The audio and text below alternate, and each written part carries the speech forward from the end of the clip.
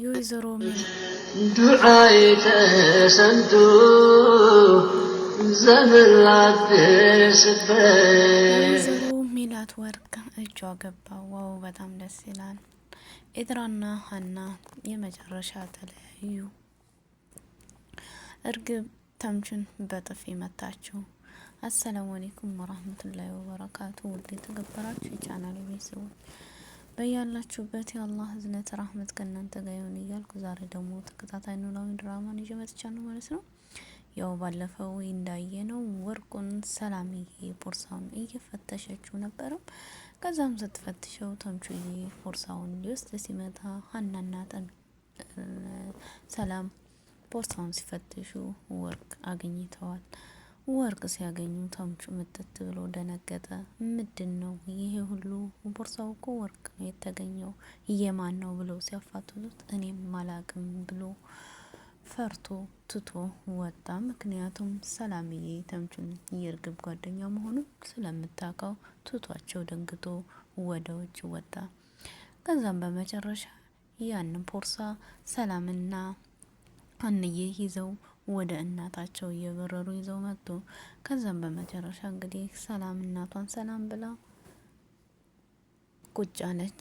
ሰላም ሁሌ ችኩል አይደለች ነገሩን ለመንገር። እናቷን እንኳን ሰላም ሳትላት ቁጭ ብላ ሰላምዬ ሰላም አትኝም እንዴ?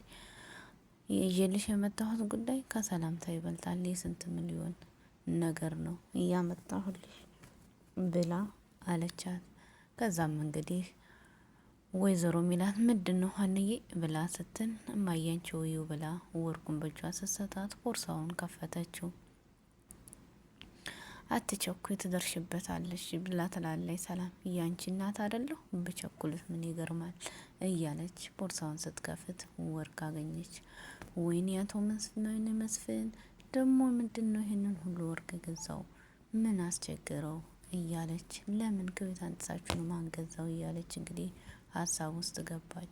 ከዛም በመጨረሻ ወርቁ እማዬ እኛ አልገዛ ነው፣ ይሄ ወርቅ እኮ ያንቺ ነው እርግብ የወሰደችው ብላ ስትላት እንዴት ማናመጣው? እንግዲህ በፈጣሪ እቤታችን መጥቶ እጃችን ገባ ብላ ሀንዬ መልስ ሰጠቻት። እንዴት ብሎ? እስቲ ሰላምዬ ንገሪኝ። ሀንዬ ትንገርሽ።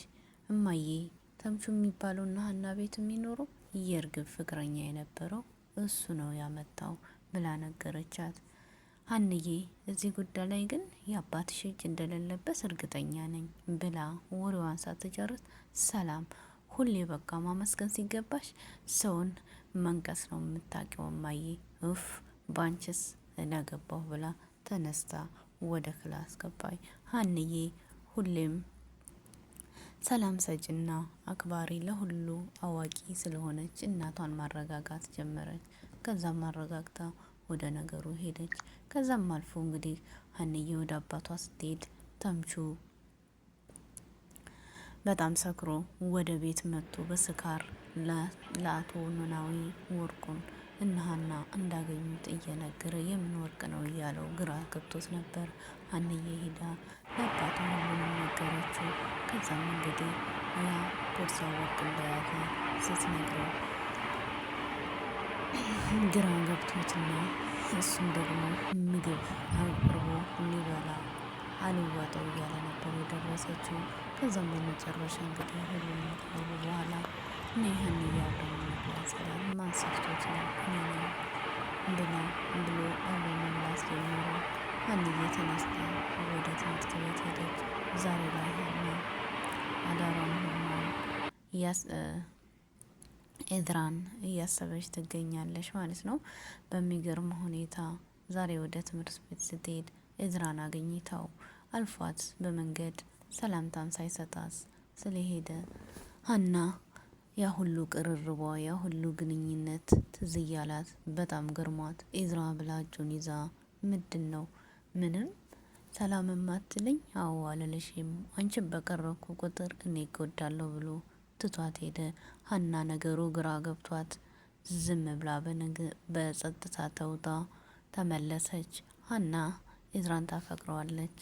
እሱ እንዲጎዳ እሱ ግን በጣም ያፈቅራታል። እንዲጎዳ ስለማይፈልግ ከጎኗ አርቋታል። ከዛም አልፎ እንግዲህ ሀንዬ ቤት መጣ። መተኛ ታታ ኤዝራን እያሰበች ነበር። ሌሊቱን ሙሉ ቁጭ ብላ እያሰበች ምንድነው ማረገው እያለች ሰላም ብድግ ስትል ሀንዬ አልተኛችም። ምን ሆነሽ ነው? ምንም አልሆንክ። እማዬ ያስቀየመችሽ የአባትሽ እጅ አለበት ብላ አይደለም ሰልሜ፣ ሌላ ነው። ምንድነው ሌላ? ኤዝራን አገኘችው። ዝም ብሎኝ አለፈ። ምን አለፈኝ? ምንም አላናገረኝ። እናንቺ አናገርሽው? አዎ አናገርኩት። እና ምን አልሽው? ካሁን ቀጥሎ ሰላም እንዳይሰጠኝ ነው እያልኩት። በቃ ሀንዬ ተኚ፣ እኔ አናግረዋለሁ ብላ ሰላም እህቷን አረጋግታ ተኙ ሁለታቸውም። ከዛም በመቀጠል ተምቹ በድጋሚ መጣ አቶ ኖላዊ ቤት። ከዛም እንግዲህ ኖላዊ አሁን ላይ የተምቹ ጉዳይ በጣም ያሳስበዋል። ተምቹ በጣም ሰክሯል። ምግብም መብላት አልቻለም። እንግዲህ በስካር ሞቱ ሁሉንም ለአቶ ኖላዊ ነግሮታል። ሁሌም ቢሆን እርግብን እማይነጋ ያስባታል። እማይነጋ የለም ነጋ ያለሊት የት ሊደር ነው ሲለው እርግብን ፍለጋ ብሎ ተምቹ ተቆጥቶ አትሄድም ሲለውም ብሎ ወደ እርግብ ሄደ። እርግቧ ሲሄድ ወርቁን አልያዘም። እሷም እፈልገዋለሁ ብላ በር ላይ ስትወጣ ሁለታቸውም ተገናኙ። ከዛም አልፎ እንግዲህ ተምቹና እርግብ እያወሩ ካሉ ወርቁ ስትለው ባለቤቶቹ ጋር ደርሷል። ለሀና ያዥሌ ብያት ሰጥቻት ሀና ናት ለወደ ባለቤቶቹ ሄደው ስትለው ብሎ ሲነግራት እርግብ ደነገጠች። ከዛም አልፎ እንግዲህ ከዛም በመቀጠል እንግዲህ እንደዛ እያለ ሲነግራት እርግብ ደነገጠች። አሁን አበቃልኝ። ምን እያልከኝ ነው? እኔ እውነቱን ልንገርሽ፣ እኔ ላንቺ የሀናን መስቀልና ፎቶ ሰርቄ ላንቺ የሸኩ ልጅ ነኝ እና እውነቱን ልንገርሽ፣ እኔ በንጹህ ልቤ ነው ማፈቅርሽ ብሎ ሲነግራት እርግብ ደነገጠች። ከዛም በጥፊ መታችው። እሱ ትቷት ወጣ። ተለያዩ። ከዛም እንግዲህ ደግሞ ወደና ኖላዊ ቤት ሄደ። ሲሄድ አቶ ኖላዊ ነገረው። ዛሬ እርግብን አገኘቻት እኮ በጥፊ መታችኝ። በቃ ላላይህም ካሁን ቀጥለህ ውጣ አለችኝ ሲል አቶ ኖላዊ በቃ እኔ በእኔ ነገር እሳት አስገባሁ የኔ ልጅ እያለ እንግዲህ እሱም ማስተባበል ጀመረ። ከዛም ወይዘሮ ሜላት ጋር ሂዶ ስለነበረ አቶ ኖላዊ የሀናን ጉዳይ ስለሰማ ተምቹ ልታስይዘው ነው ስላለችው ሂዶ ወይዘሮ ሜላትን ይሄ ልጅ ምንም አልሰራ፣ ይሄ ልጅ እንደዚህ ካደረግሽው እኔ እውነቱን ልንገርሽ የኔ እጅ እሱ ይሄ ማለት በፊት ሌቦች ነበሩ፣ አሁን ላይ ግን ምንም አልሰራም። ስለዚህ አደራ ብሎ ነገራት። የሀናን እውነት እናወጣለን ብለን ከውጭ እንደመጣ አስመስለን እንዲተዋወቃት የፍቅረኛው እንዲሆን እርግብ ዘንድ ላክ ነው እንጂ እኛ ልከ ነው እንጂ እሱ ልጅ ምንም አልገባውም ብሎ ለወይዘሮ ሜላት ነገራት። ወይዘሮ ሜላት ግራ እየተገባኝ እኔ እንዴት ልመን ብላ አለሽ ማለት ነው። ከዛም አልፎ እንግዲህ አሁን ላይ ወይዘሮ ሜላት ነገሩ ሁሉ ውስብስብ ሆኖባት ወደ ክላስ ገብታ እያሰበች ነው ያለችው ማለት ነው። በጣም የሚገርም ሁኔታ ላይ ነው ሁላቸውም ያሉት። ተምቹም በጥፊ ስለመታችው ተናዷል።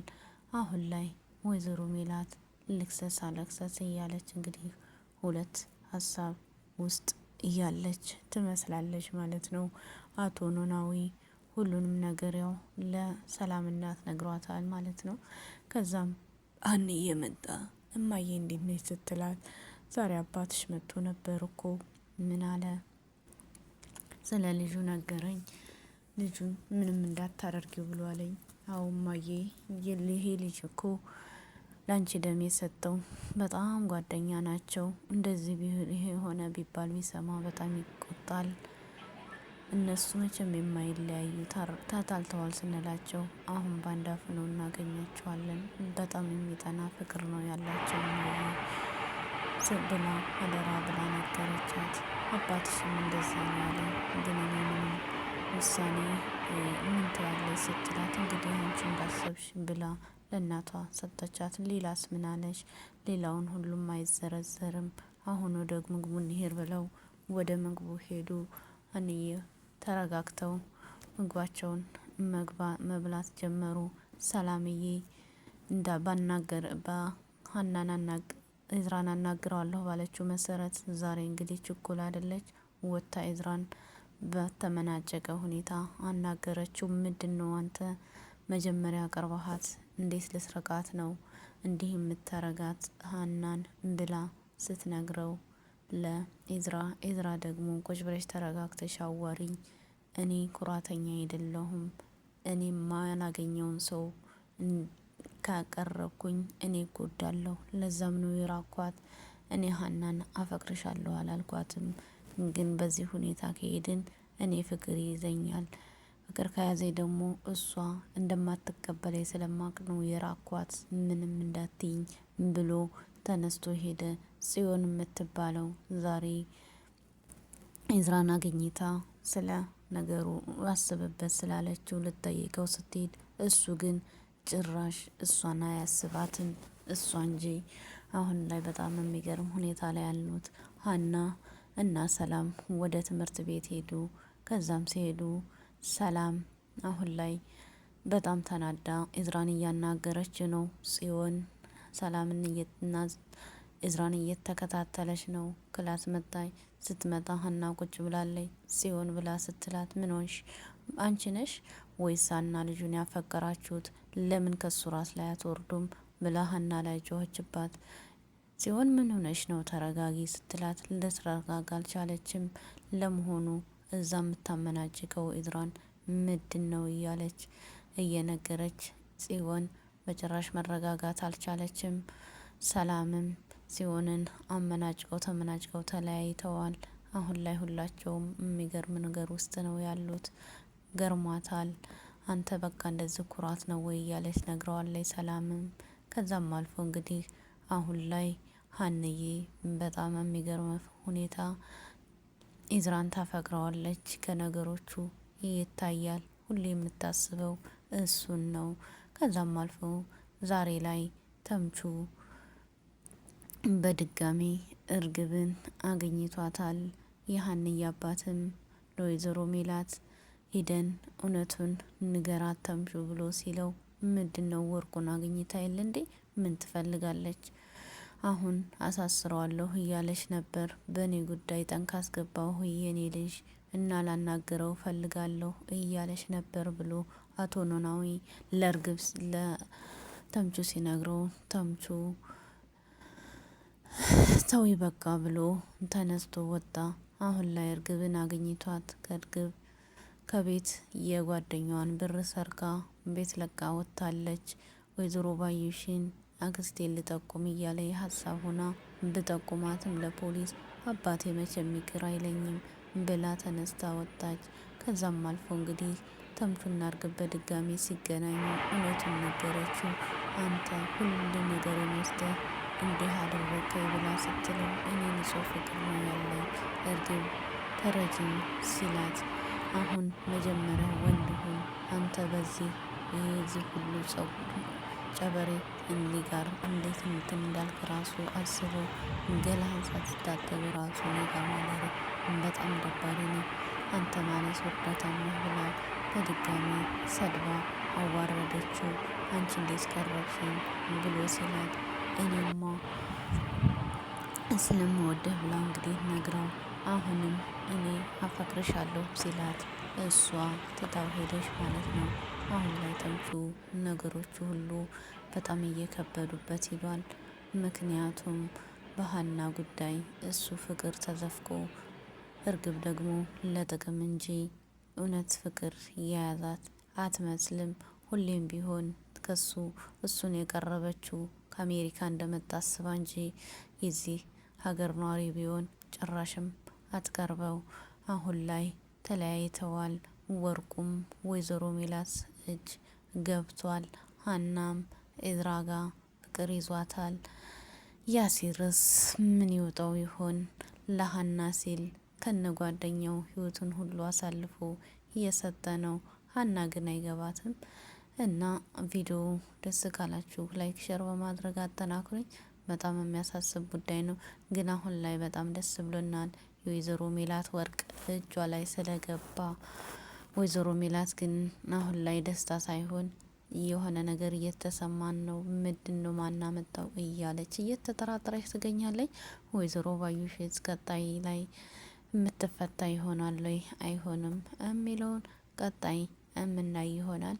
የተምቹና የያሴር ጉዳይስ እንዴት ይደርስ ይሆን? ምክንያቱም ለሀና ሲሉ ተምቹ የማይሆን ቦታ ውስጥ ገብቶ እራሱን ፍቅር ውስጥ ከፍቅርም በጣም የሚገርም ሴት አፍቅሮ እሷ ልትረዳው ማትችል ውስጥ ገብቷል ማለት ነው። እና በጣም የሚገርም የሚያሳስብ ጉዳይ ነው። ሀና ደግሞ ትናንት ካገኘሽው ኢዝራ ሳይሆን ብዙ መስዋዕት የከፈለልሽን ጆሮን የሚጠብቅሽ አለ፣ ወደ እሱ ሂጂ እንላለን። ጆሮ ላንቺ ብዙ ነገር ብዙ መስዋዕት ከፍሏል። አንቺ ባታቂውም ዙሮም አልፎ አሁን ላይ አባትሽ ነግሮሻል ማለት ነው። ቪዲዮውን ደስ ካላችሁ ሸር ላይክ በማድረግ አጠናክሩኝ። በኮመንት ቀጣይ ፓርት ደግሞ ይዘን እንመጣለን ማለት ነው። አላህ ሱብሃነሁ ወተዓላ ሀገራችንን ሰላም አላህ ያድርግልን። ወጥቶ ከመቅረት ሁሉ አላህ ይጠብቀን። የድሮዋን ኢትዮጵያ አላህ ይመልስልን እላችኋለሁ ውዶችዬ። አሁን ላይ እውነት እየወጣ ነው። ድንብላልም እንግዲህ እውነቱን አውጥታለች ማለት ነው። በጣም የሚገርም ነው። የሚገርመው ሁኔታው የዞር ሜላት ወርቅ እጇ መግባቱ ነው ማለት ነው። ወዳችኋለሁ። አላህ ሱብሃነሁ ወተዓላ ይውደዳችሁ። በያላችሁበት ያላህ ህዝነት ራመት ሁሉ አይለያችሁ። ግን ሸር ላይክ በማድረግ አጠናክሩኝ። ኮመንት ጻፉልኝ። የሚስተካከል ነገር ካለ እናስተካክላለን። ሁላችንም ደግሞ እጅ በእጅ እንደግ ማለት ነው። መልካምነትንም አላህ ይወፍቀን። የድሮዋንም ኢትዮጵያ አላህ ይመልስልን። ወጥቶ ከመቅረት ሁሉ አላህ ይጠብቃችሁ ውድ ሀገሬ ልጆች ማለት ነው። ሁሉም አላህ የቀደረው የወሰነው እስከሆነ ድረስ ደግሞ ሁላችንም ስደት ዓለም ላይ በየቦታው ተሰደና ያለ ነው። ግን የቤተሰብን የሁሉንም ክፉ አላህ ያዝልን እላችኋለሁኝ። አላህ ይጠብቃችሁ። ባይ ከዚህ ሰናበታችኋለሁ። ሀያት ነኝ። ባይ ባይ። ዱዓዬ ተሰምቶ ዘመን ላደርስበት